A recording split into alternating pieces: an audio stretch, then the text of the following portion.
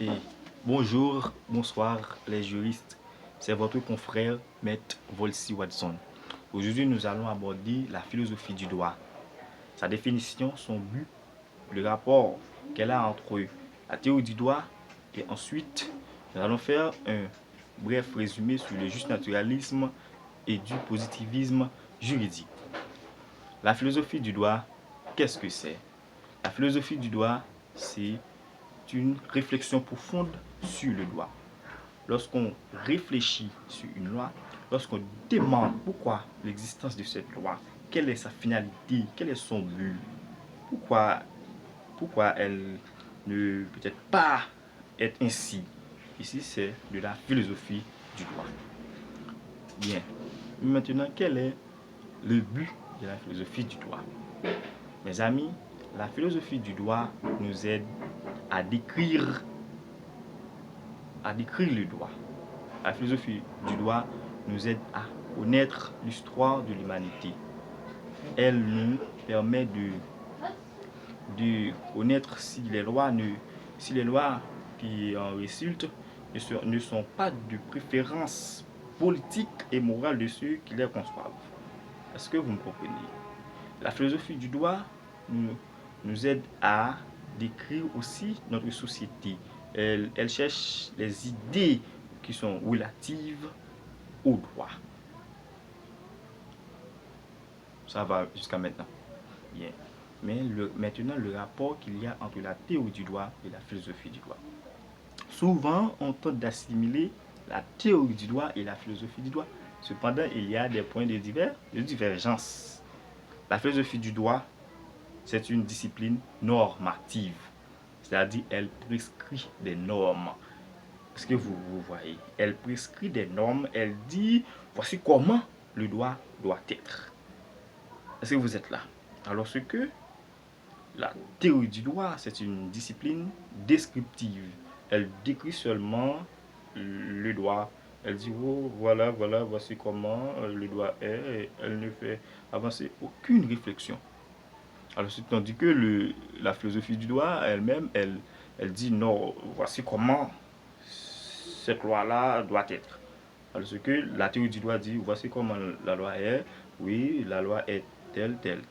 Alors, ce que la philosophie du droit dit, voici comment la loi doit être. Est-ce que vous me comprenez? Ça va. Bien.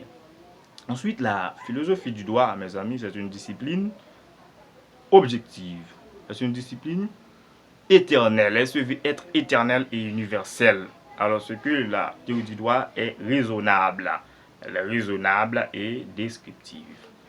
Même que imparfaite, on tente d'assimiler la philosophie du droit à la doctrine qui est intitulée le justnaturalisme. Je sais que vous avez déjà entendu parler du justnaturalisme parce que vous êtes des juristes. Le justnaturalisme, pour le commun des mortels, c'est une doctrine. Pour elle, il n'existe que le droit naturel. En parlant du droit naturel, on voit l'ensemble des normes qui sont supérieures par rapport aux normes en vigueur. C'est ça que dit le justnaturalisme. Le justnaturalisme dit qu'il n'y a que des lois naturelles et ces lois naturelles-là sont supérieures par rapport aux droits en vigueur, comme le droit à la vie, le droit à la santé, le droit à la liberté, le droit au bonheur. Tout ça, font partie du droit naturel. On peut dire que le droit naturel est représenté par le fameux philosophe grec Aristote. Ensuite, il y a Michel Villey, Jean-Jacques Rousseau, Montesquieu, il y en a d'autres, il y a John Locke, Thomas Hobbes, il y a beaucoup. Et tandis que, mes amis, vous êtes là, et la théorie du droit peut être assimilée à la doctrine intitulée le positivisme juridique. Je sais que vous avez déjà l'habitude d'entendre parler du positivisme juridique. Le positivisme juridique, c'est une doctrine qui est opposée au justnaturalisme.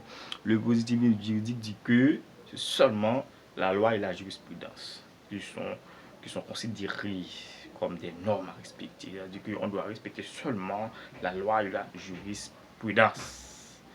Et le positivisme juridique est représenté par le fameux juriste et philosophe autrichien qui c'est Hans Kelsen. Hans Kelsen. Vous ne devez pas confondre Hans Kelsen, qui est un Autrichien. Hans Kelsen, qui est le père du positivisme, avec Friedrich Hegel. Friedrich Hegel, c'est lui qui a utilisé pour la première fois le mot philosophie et c'est lui qui a utilisé le thème, la philosophie du droit. C'est lui qui a utilisé le thème et pour la première fois. Pour la première fois, c'est Hegel, la philosophie du droit. Bien. Et ça va jusqu'à maintenant. Pour le positivisme juridique, il dit que seulement les lois et la jurisprudence qui peuvent être considérées comme des normes à respecter. Et nous avons déjà dit que le positivisme juridique est représenté par le fameux juriste et autrichien Hans Kelsen. On ne peut pas parler du positivisme juridique sans faire appel à Hans Kelsen, qui a écrit la théorie pure du droit. Après Hans Kelsen, il y a d'autres. Il y a Stendhal, qui a écrit le rouge et le noir. Henri Stendhal, le français, qui a écrit le rouge et le noir. Il y a Axel, il y a Carré de Malbec, il y a beaucoup. Il y a Michel Tupper, ok. Et bien, mes amis, ça va. Nous avions parlé de la philosophie du droit, sa définition, son objet. Nous avions fait un parallèle entre la philosophie du droit et la théorie du droit. Si vous avez des questions, des lumières, vous avez le droit de nous faire passer avec un petit commentaire. Et merci pour votre précieux temps, parce que vous aimez la connaissance. Et j'apprécie ça de votre part. Et si vous n'êtes pas encore abonné à ma chaîne YouTube pour ne rater aucune de mes vidéos, la prochaine vidéo, nous aurons à parler du droit civil. Le droit civil. Est-ce que vous êtes là? Et abonnez-vous, mes amis, pour ne rater aucune de mes vidéos si vous voulez connaître beaucoup en droit. Si vous avez des questions, des lumières, vous pouvez les faire par un petit commentaire. Et merci, à la prochaine.